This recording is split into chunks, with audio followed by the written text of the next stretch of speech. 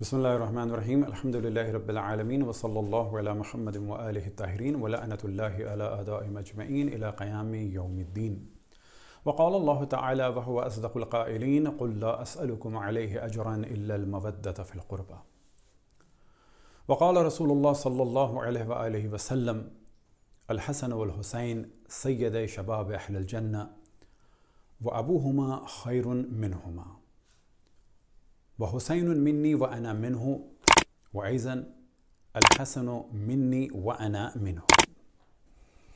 एक मौजू जो सोशल मीडिया पे इस वक्त वायरल हुआ है वो है एक क्लिप मौलाना मरहूम शफ़ी उकाड़वी साहब के फ़र्जंद कौकब नूरानी साहब का। उस क्लिप को आप लोग सुने और फिर देखते हैं कि उन्होंने किन मौज़ूआत को डिस्कस किया है। हजरत सैयदना इमाम हसन के बारे में उनका जिक्र बहुत कम होता है, सैयदना इमाम हुसैन का जिक्र ज्यादा होता है। क्यों? शिया कहलाने वाले भी इनका जिक्र नहीं करते, हजरत इमाम हुसैन का जिक्र ज्यादा करते हैं। 12 इमाम जो माने जाते हैं वो हजरत इमाम हुसैन की औलाद में से माने जाते हैं, हजरत इमाम हसन की औलाद में से नहीं माने जाते। क्यों? मैं आपको बता दूं ताकि आप लोग अपना ज़हन साफ रखो। सैयदना इमाम हसन रदी अल्लाह ताला अन्हो नबी पाक के करीब थे, प्यारे थे, हमसे ज्यादा दीन को जानते थे या नहीं? ऊंचे कहिए। हमें उन पर एतराज का कोई हक है? चूंकि उन्होंने हजरत अमीर मुआविया से सुलह कर ली थी।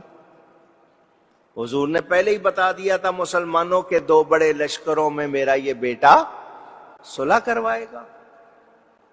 हजरत अमीर मुआविया का लश्कर था, इधर इमाम हसन का लश्कर था। इमाम हसन ने कहा मेरी वजह से इतने मुसलमानों का खून हो, आपस में लड़ाई हो, मैं तो ये नहीं होने दूंगा। उन्होंने सुलह का पैगाम भेजा, सुलह हो गई। ये बात शियों को पसंद नहीं, ये इसलिए उनका जिक्र करते नहीं।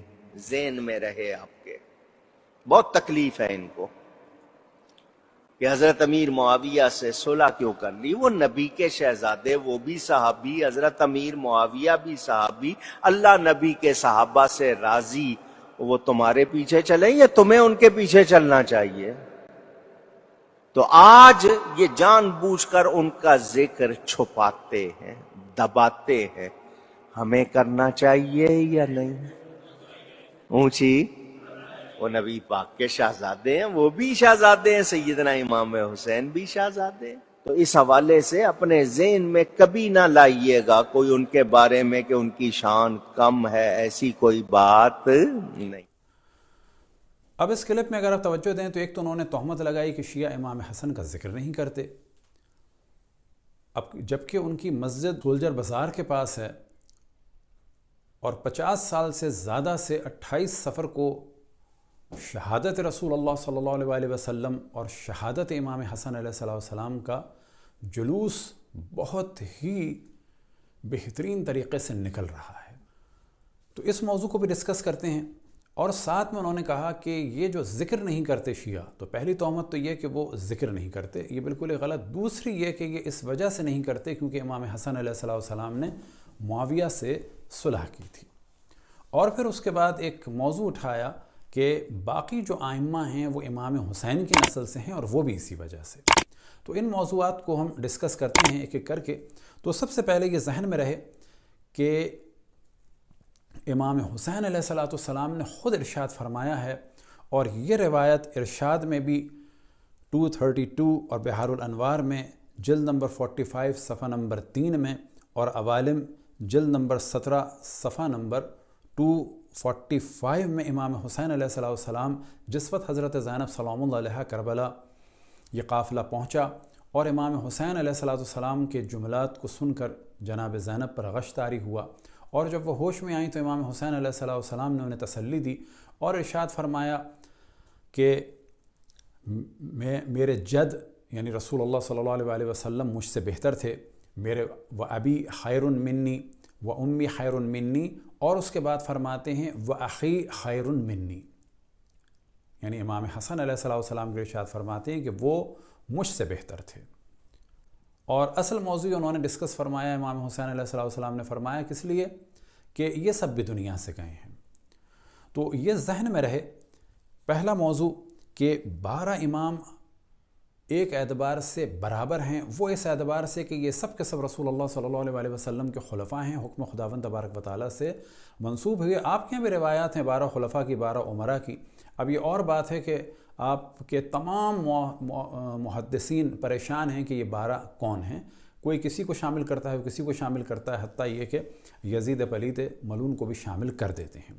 اس موضوع کو بھی انشاءاللہ تفصیل سے ڈسکس کریں گے کہ یہ 12 خلفاء، یہ 12 امیر کون ہیں رسول اللہ صلی اللہ علیہ وسلم کے۔ البتہ اتنا بتاتے چلیں کہ خلفائے رسول اللہ کی جو تعداد رسول اللہ صلی اللہ علیہ وسلم نے ارشاد فرمائی، اور بخاری اور دیگر کتب کے اعتبار سے، مسلم کے اعتبار سے، وہ نہ 4 ہے نہ 5 ہے، وہ ہے 12۔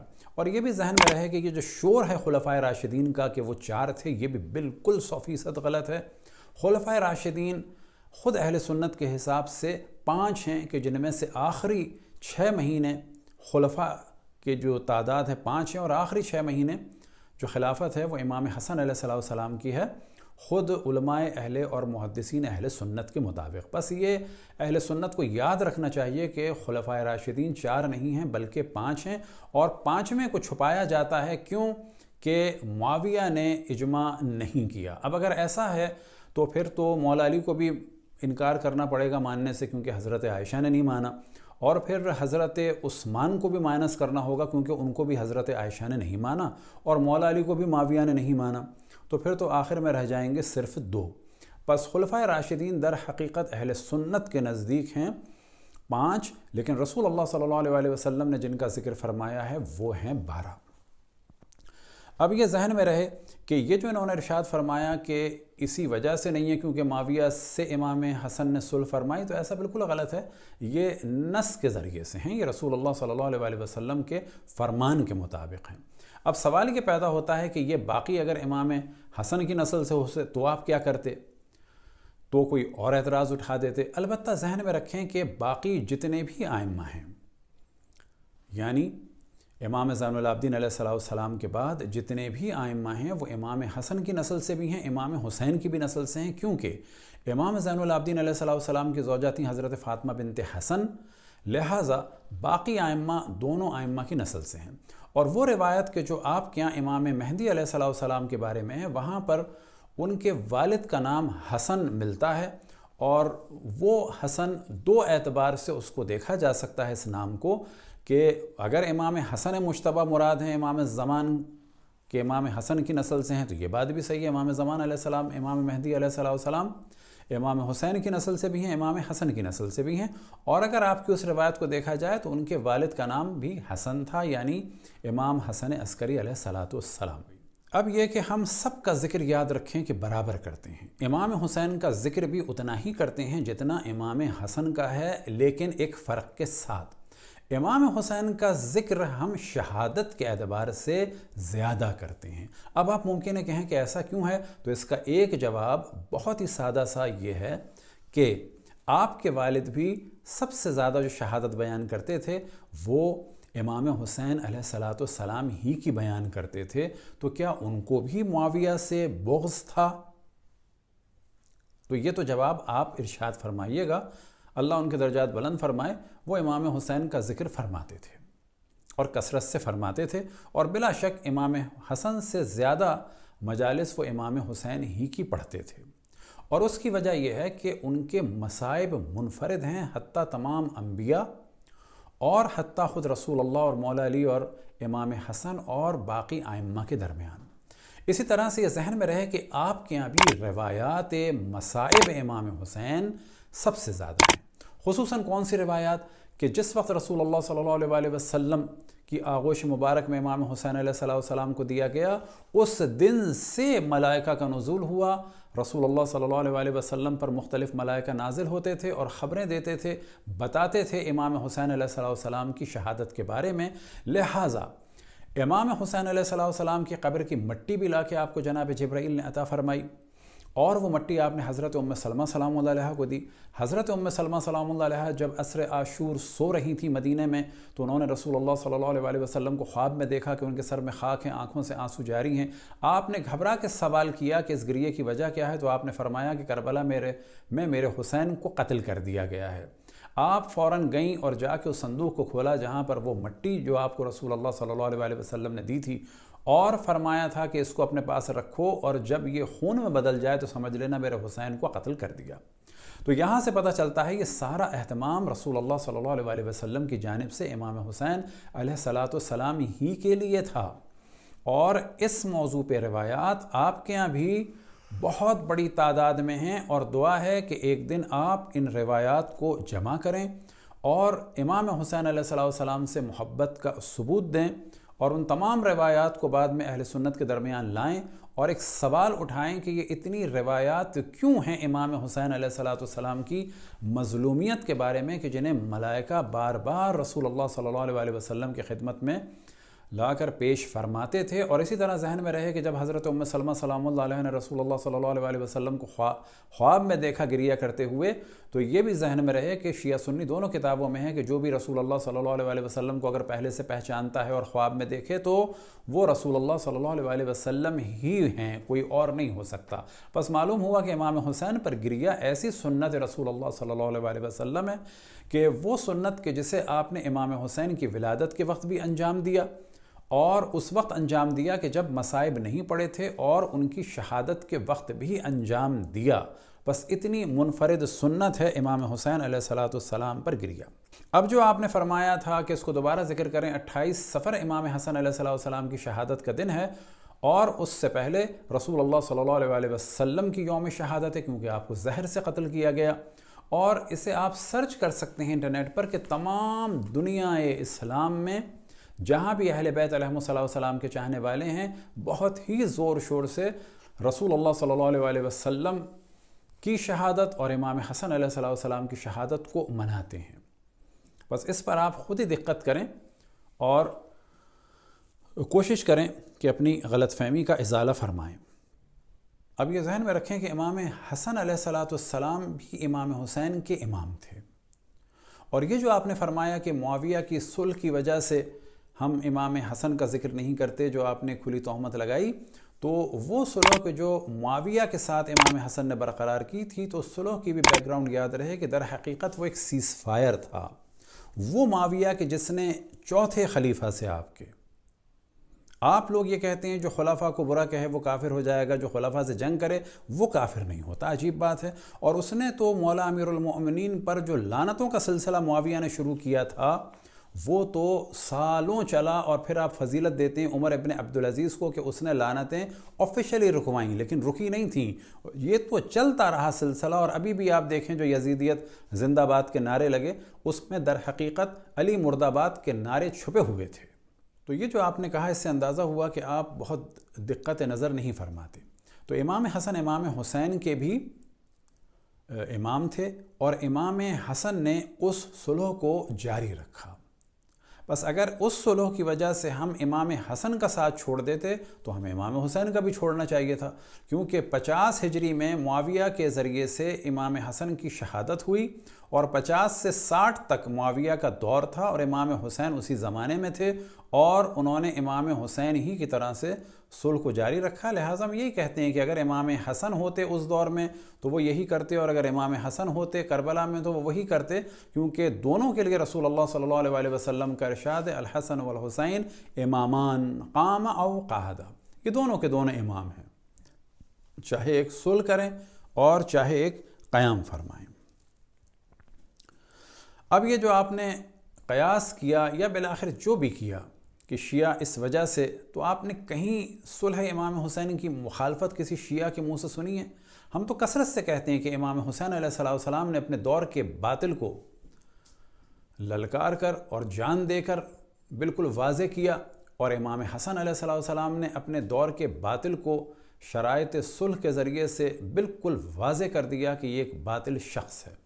اب ہم کو ڈسکس کرتے ہیں معاویہ سے جو امام حسن علیہ السلام نے صلح فرمائی۔ تو پہلی بات یہ واضح رہے کہ صلح کوئی یہ دوستی اور محبت کی نہیں تھی، یہ اس جنگ کو بڑھایا جا رہا تھا کہ جو جنگ اس معاویہ نے آپ کے چوتھے خلیفہ اور رسول اللہ صلی اللہ علیہ وسلم کے نفس اور جان مولا امیر المؤمنین علیہ السلام پر مسلط کی تھی، اور اس جنگ کی ابتدا در حقیقت حضرت عائشہ نے فرمائی تھی۔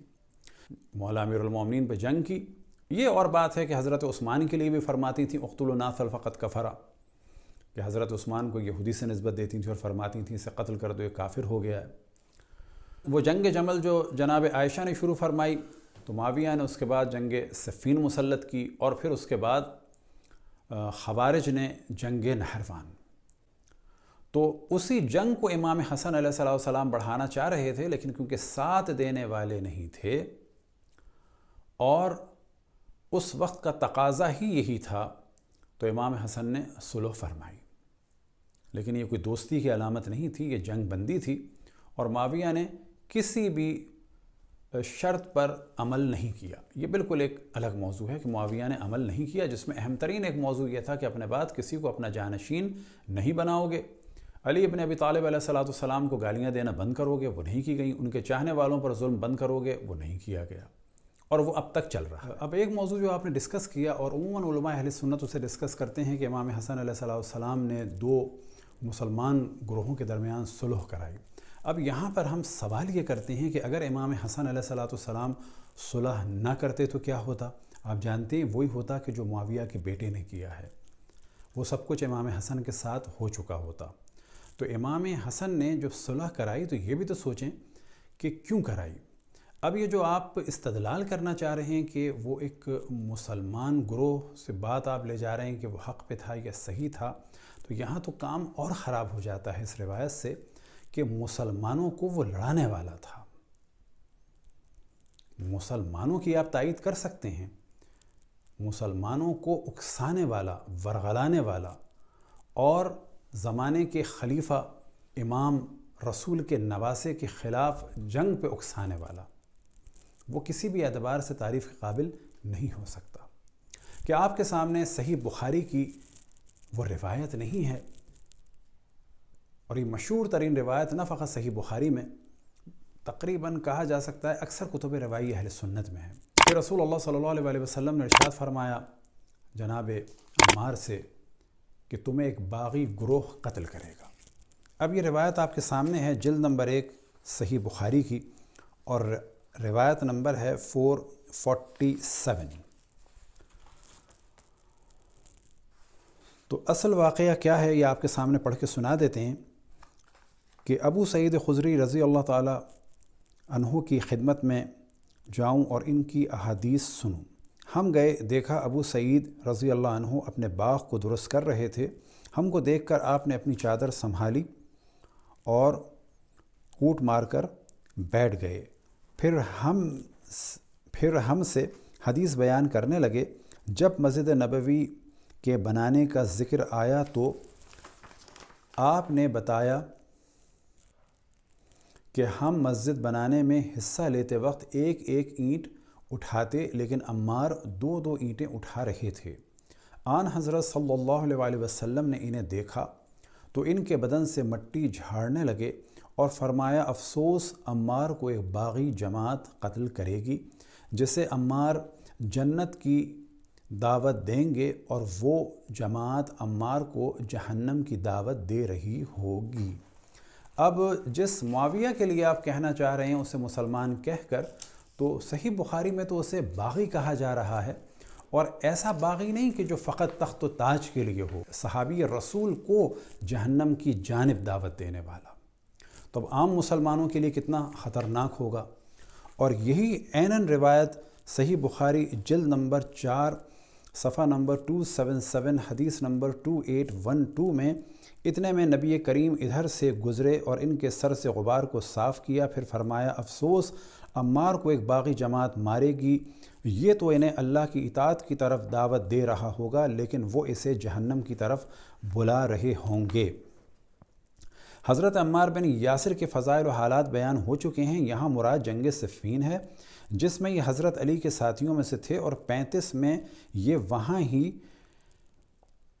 93 سال کی عمر میں شہید ہوئے۔ آن حضرت صلی اللہ علیہ وسلم نے ازراہ شفقت و محبت ان کا سر گرد و غبار سے صاف کیا، اس سے ان کی بہت بڑی فضیلت ثابت ہوئی اور باب کا مقصد بھی ثابت ہوا۔ تو اب یہاں پر واضح ہوا کہ آپ جس کا دفاع کرنا چاہ رہے ہیں وہ مسلمان گروہ کو ورغلانے والا سردار تھا اور در حقیقت یہ باغی تھا، حتیٰ عمار جیسوں کو جہنم کی جانب بلانے والا، یعنی کیا کہ عام مسلمانوں کو گمراہ کرنے والا، جہنم کی جانب بلانے والا۔ اب سوال یہ پیدا ہوتا ہے کہ یہ جو صحابہ کے فضائل بیان کیے جاتے ہیں، کیا معاویہ کو اور حضرت عائشہ کو ان فضائل کا علم تھا؟ آپ لوگوں کو تو ہے، لیکن سوال یہ پیدا ہوتا ہے انہیں تھا یا نہیں تھا؟ وہ فضائل کا اتنا، وہ اصحاب کا اتنا احترام کیوں نہیں کرتے تھے؟ کیا وجہ ہے کہ معاویہ نے جناب حضرت حجر بن عدی کو یا حجر بن عدی کو قتل کروایا، جناب حضرت عمار کو قتل کروایا، مولا امیر المومنین پہ گالیاں دلوائیں، جناب عمرو بن حمہ خزاعی کو قتل کروایا، جناب حضرت محمد ابن ابو بکر کو قتل کروایا؟ تو سمجھ میں نہیں آتا کہ یہ روایتیں آپ تک تو پہنچ گئیں کہ اصحاب کا احترام کرو، ان لوگوں تک کیوں نہیں پہنچی تھیں؟ اب اگر انہوں نے سن کے بھی رسول اللہ صلی اللہ علیہ وسلم کو نہیں مانا، جس طرح سے حضرت عائشہ نے جنگ کی یا معاویہ نے جنگ کی، یا جس طرح سے اور اصحاب پر ظلم ہوا، جیسے کہ حضرت مالک بن نویرہ رضی اللہ تعالی عنہ پر ظلم ہوا، ان کی زوجہ کی حرمت کو پامال کیا گیا، جبکہ آپ ہی اس اپنے کلپ میں کہ جب آپ کے سامنے ہم پیش کر رہے ہیں، اللہ تعالیٰ فرما رہا ہے میرے حبیب آپ فرما دیجئے میں تم سے اور کچھ نہیں مانگتا سوائے اپنی قرابت کی محبت کے۔ قرآن کی اس آیت نے بتایا کہ قرابت رسول کی محبت ایمان والوں پر واجب ہے۔ کیا ہے؟ واجب ہے۔ جب یہ آیت نازل ہوئی صحابہ کرام حاضر ہوئے اور نبی کریم صلی اللہ علیہ وسلم سے پوچھا من قرابتک ہؤلاء الذین وجبت علینا، یا رسول اللہ صلی اللہ علیہ وسلم آپ کے وہ قریبی کون ہیں جن کی محبت ہم پر واجب کی گئی ہے؟ وجبت علینا مودتہم، تو حضور صلی اللہ علیہ وآلہ وسلم کا ارشاد فرمایا علی و فاطمۃ و ولدہا، وہ علی ہیں، وہ فاطمہ ہیں اور ان کے بیٹے، رضی اللہ تعالی عنہم۔ آپ فرما رہے ہیں کہ یہ ہیں قربۂ رسول اللہ، تو سوال یہ پیدا ہوتا ہے آپ کو پتہ ہے یہ قربۂ رسول اللہ ہیں، ان کی محبت سے رسالت کی اجرت ادا ہوگی، لیکن کیا یہ حضرت عائشہ کو اور خود معاویہ کو اور ان لوگوں کو نہیں پتہ تھا ان قربہ کا؟ تو سیدھی بات ہے کہ جو اشرف الانبیاء صلی اللہ علیہ وسلم نے فرمایا باغی گروہ تھا یہ۔ پھر آپ نے ایک اور اپنی تقریر میں کہ جو دیکھنا چاہیں وہ مل سکتی ہے انہی کے نام سے، اگر آپ سرچ کریں 2019 کی ہے، وہاں یہ فرماتے ہیں جس نے امام حسن سے صلح کی ہم اس سے جنگ نہیں کر سکتے۔ جس سے امام حسن نے صلح کی تو آپ کے چوتھے خلیفہ نے تو ان سے جنگ کی تھی، تو آپ جنگ کیوں نہیں کریں گے اس سے؟ کتنی عجیب بات ہے۔ آپ یہ کہہ رہے ہیں جس سے امام حسن نے صلح کی، آپ یہ کیوں نہیں کہہ رہے کہ جس سے امام حسن نے صلح کی، مجبوری میں صلح کی، اور امام حسن کے والد سے اور چوتھے خلیفہ سے اس آدمی نے جنگ کی تھی، تو آپ کو تو جنگ کرنی چاہیے، چوتھے خلیفہ کی سیرت اور سنت پر عمل کرتے ہوئے۔ اب یہاں پر ایک کتاب کو ہم آپ کے سامنے پیش کرتے ہیں، یہ آپ ہی کے والد ماجد کی کتاب ہے، امام پاک اور یزید پلید، اور اس کے صفحہ نمبر 188 کو آپ کے سامنے پیش کرتے ہیں کہ جس میں اور حسن نے زہر سے وفات پائی، ان کی بیوی جعدہ بنت اشس نے ان کو زہر پلایا تھا۔ کہا جاتا ہے کہ اس نے یہ فعل معاویہ کے حکم سے کیا تھا، اور یہ بھی کہا جاتا ہے کہ یزید کے حکم سے کیا تھا۔ اب یہ کتاب جو ہے ہم سپاہ صحابہ کے سامنے بھی پیش کر رہے ہیں کہ اس میں شفیع کاڑوی صاحب نے معاویہ کے ساتھ کہیں بھی رضی اللہ نہیں لگایا، اس کتاب کو بھی ویسے بین ہونا چاہیے۔ اور دوسری بات یہ کہ یہ ظاہر ہے کہ شفیع کاڑوی صاحب نے اپنے پاس سے تو نہیں لکھا، یہ کتب تاریخ میں کثرت سے ہے کہ معاویہ نے زہر دلوایا تھا جعدہ بنت اشس کے ذریعے سے۔ اب یہ جعدہ بنت اشس کون ہے تو یہ بڑی تیزی سے بتاتے چلیں۔ اسی کتاب میں پیج نمبر 204 سے یہ موضوع شروع ہوتا ہے کہ اشس وہ تھا کہ جس نے ابن ملجم کو اپنے رات کو رکھا۔ تو یہ سب آپ اس کو پڑھ سکتے ہیں، اور اس کو سپورٹ کیا اور صبح اپنے بچے کو بھیجا اور پوچھا کہ دیکھ کے آؤ کہ کیا ہوا، اور اس کے ساتھ ساتھ اس کو یہ واضح کرتے ہیں، اور یہی جعدہ کا باپ، بلکہ اس کو کر دیتے ہیں، اس روایت سے واضح طور پر ثابت ہوا کہ جعدہ کے باپ اشس کو ابن ملجم کے ارادے قتل کا علم تھا۔ تو اگر اس کے دل میں حضرت علی کرم اللہ وجہہ کی عقیدت اور محبت ہوتی تو وہ ابن ملجم کو اس ظلم سے روکتا، یا کسی طرح حضرت علی یا آپ کے کسی عزیز کو اس کی اطلاع کر دیتا، بلکہ تسلیم کرنا پڑے گا کہ وہ بھی حضرت علی کے قتل میں ایک قسم کا شریک تھا، اور یہی جعدہ کا باپ اشس حضرت ابوبکر صدیق رضی اللہ عنہ کے عہد خلافت میں اپنے قبیلے کے ساتھ مرتد ہو گیا تھا۔ چنانچہ حضرت امرؤ القیس کے سمجھانے بھجانے سے کہ تم قتل کر دیے جاؤ گے، یہ لوگ خوف قتل سے پھر اسلام میں آ گئے۔ نیز حضرت مسلم ابن عقیل کو کوفے میں گرفتار کرنے والا اور ابن زیاد کا حامی ساتھی جعدہ کا بھائی محمد ابن اشس تھا۔ اسی جعدہ کے بھائی قیس اور محمد بن اشس، یہ دو بھائی، اور اس کے قبیلے کے کندی لوگوں نے کربلا میں یزیدی لشکر میں تھے، اور حضرت امام حسین رضی اللہ عنہ کی شہادت کے بعد جعدہ کے ظالم بھائی نے حضرت امام کے تنے بے سر سے جبہ اور چادر اتار لی اور پاؤں سے نالین شریفین اتار لی، کما سیاتی فی ذکر الشہادہ انشاءاللہ۔ جعدہ، اس کے باپ اور بھائیوں اور اس کے خاندان کے مختصر حالات ہدیہ قارئین کیے گئے ہیں، جس سے اس خاندان کی طینت و خصلت کا بخوبی اندازہ ہو جاتا ہے۔ اب یہاں پر ایک چیز یہ بتانا بھول گئے کہ محمد بن اشس بن قیس قندی شوہر تھا حضرت ابوبکر کی بہن ام فروہ کا، اور یہ جعدہ بنت اشعث بیٹی تھی حضرت ام فروہ کی، اور بھانجی تھی جناب ابوبکر کی، اور سگی پھوپھیزاد بہن تھی جناب عائشہ کی۔ اسے ہم نے پہلے بھی بعض جگہ بیان کیا تو بعض لوگوں کو برا لگا۔ اب مولانا یہاں پر فرماتے ہیں ہمیں بار بار رافضی کہہ کے، تو یہاں پر ہم یہ بات کر دیں کہ رافضی سے آپ کی مراد کیا ہے۔ رافضی سے اگر آپ کی مراد ہے جو اصحاب کو برا کہتے ہیں، تو پھر تو آپ کو ماننا ہوگا کہ معاویہ نے مولا امیر المومنین کو گالی دلائیں، اسے بھی آپ رافضی کہیں، حضرت علی کی حضرت عائشہ بھی مخالف تھی، انہیں بھی آپ رافضی کہیں، اور اگر آپ ان کے توبہ کے قائل ہو جائیں کہ انہوں نے مان لیا تھا کہ غلطی ہو گئی، تو آپ کو اتنا کہنا ہوگا کہ بالآخر ماضی میں یہ لوگ رافضی ضرور رہے۔ لیکن امام شافعی اپنے دیوان میں فرماتے ہیں، یہ دیوان آپ کے سامنے ہے، اس میں یہ آپ کے سامنے ہے، ان کانا رفضاً حب آل محمد فلیشہد الثقلان انی رافضی۔ تو یہاں سے پتہ چلتا ہے کہ اہل بیت کے چاہنے والوں کو رافضی کہا جا رہا تھا، اور وجہ کیا تھی؟ اہل بیت کی محبت۔ یہی وجہ ہے کہ امام شافعی فرماتے ہیں کہ اگر آل محمد کی محبت رفض ہے تو اے جن و انس گواہی دو کہ میں رافضی ہوں۔ دعا ہے کہ خداوند تبارک و تعالی آپ سب کو محبت رسول اللہ صلی اللہ علیہ وسلم اور اہل بیت عطا فرمائے، اور اسی طرح سے ربیع الاول آنے والا ہے، گزارش ہے کہ توہین رسالت کا سلسلہ شروع نہ فرمائیے گا۔ کبھی ان کو جاہل کہہ کر کہ وہ پڑھنا لکھنا نہیں جانتے تھے، کبھی ان کے ماں باپ کو کافر کہہ کر، اور انڈائریکٹ وے میں آپ یہ کہنا چاہتے ہیں کہ معاذ اللہ رسول اللہ صلی اللہ علیہ وسلم کافر پیدا ہوئے، نجس پیدا ہوئے، تو یہ جسارت نہ کیجیے گا، اور اگر ان کے لیے آپ لوگوں کا اتنا دل کھلا ہوا ہے تو پھر اوروں کے اعتراضات کو سننے کی بھی طاقت رکھیے گا۔ وصلی اللہ علی محمد وآلہ الطاہرین۔